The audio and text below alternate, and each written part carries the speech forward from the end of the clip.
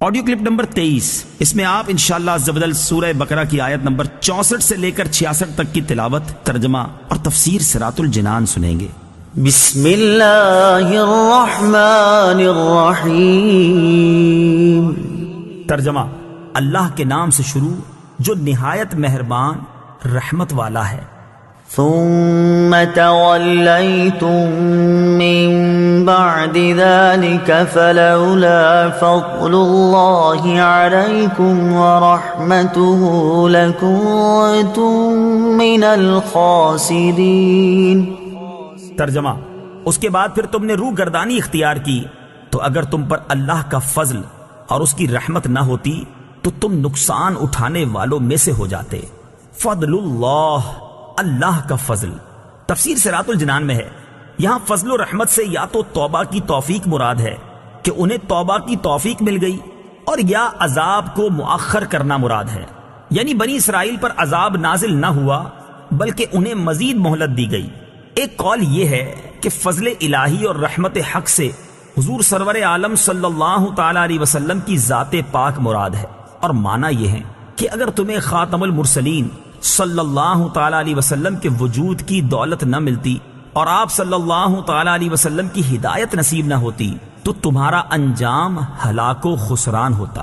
اس سے معلوم ہوا کہ حضور اقدس صلی اللہ تعالی علیہ وسلم مخلوق پر اللہ تعالی کا فضل بھی ہیں اور رحمت بھی ہیں۔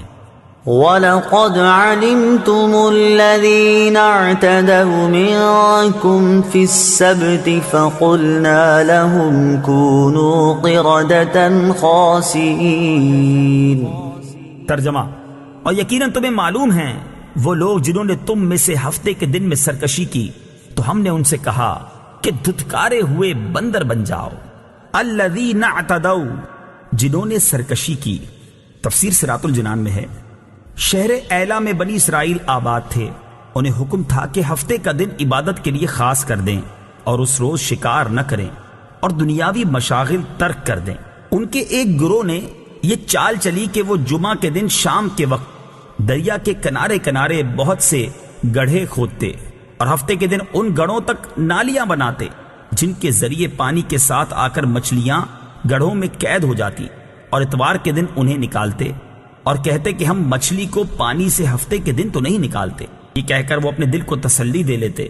40 یا 70 سال تک ان کا یہی عمل رہا، اور جب حضرت داؤد علیہ نبینا علیہ الصلوۃ والسلام کی نبوت کا زمانہ آیا تو آپ علیہ الصلوۃ والسلام نے انہیں اس سے منع کیا اور فرمایا کہ قید کرنا ہی شکار ہے جو تم ہفتے ہی کو کر رہے ہو۔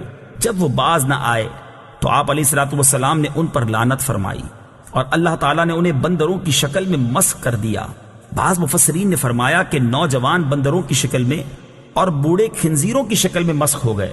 ان کی عقل اور حواس تو باقی رہے مگر قوت گویائی زائل ہو گئی اور بدنوں سے بدبو نکلنے لگی۔ وہ اپنے اس حال پر روتے رہے یہاں تک کہ 3 دن میں سب ہلاک ہو گئے، ان کی نسل باقی نہ رہی، اور یہ لوگ 70,000 کے قریب تھے۔ اس واقعے کی مزید تفصیل سورہ اعراف کی آیت 163 تا 166 میں آئے گی۔ حیلہ کرنے کا حکم۔ یاد رہے کہ حکم شرعی کو باطل کرنے کے لیے حیلہ کرنا حرام ہے، جیسا کہ یہاں مذکور ہوا، اور حکم شرعی کو کسی دوسرے شرعی طریقے سے حاصل کرنے کے لیے حیلہ کرنا جائز ہے، جیسا کہ قرآن پاک میں حضرت ایوب علیہ الصلوۃ والسلام کا اس طرح کا عمل سورہ صاد آیت نمبر 44 میں مذکور ہے۔ فَجَعَلْنَاهَا نَكَالًا لِمَا بَيْنَ يَدَيْهَا وَمَا خَلْفَهَا وَمَوْعِظَةً لِلْمُتَّقِينَ۔ ترجمہ: تو ہم نے یہ واقعہ اس وقت کے لوگوں اور ان کے بعد والوں کے لیے عبرت اور پرہیزگاروں کے لیے نصیحت بنا دیا۔ نکالن، عبرت۔ تفسیر صراط الجنان میں ہے، اس سے معلوم ہوا کہ قرآن پاک میں عذاب کے واقعات ہماری عبرت و نصیحت کے لیے بیان کیے گئے ہیں، لہٰذا قرآن پاک کے حقوق میں سے ہے کہ اس طرح کے واقعات و آیات پڑھ کر اپنی اصلاح کی طرف بھی توجہ کی جائے۔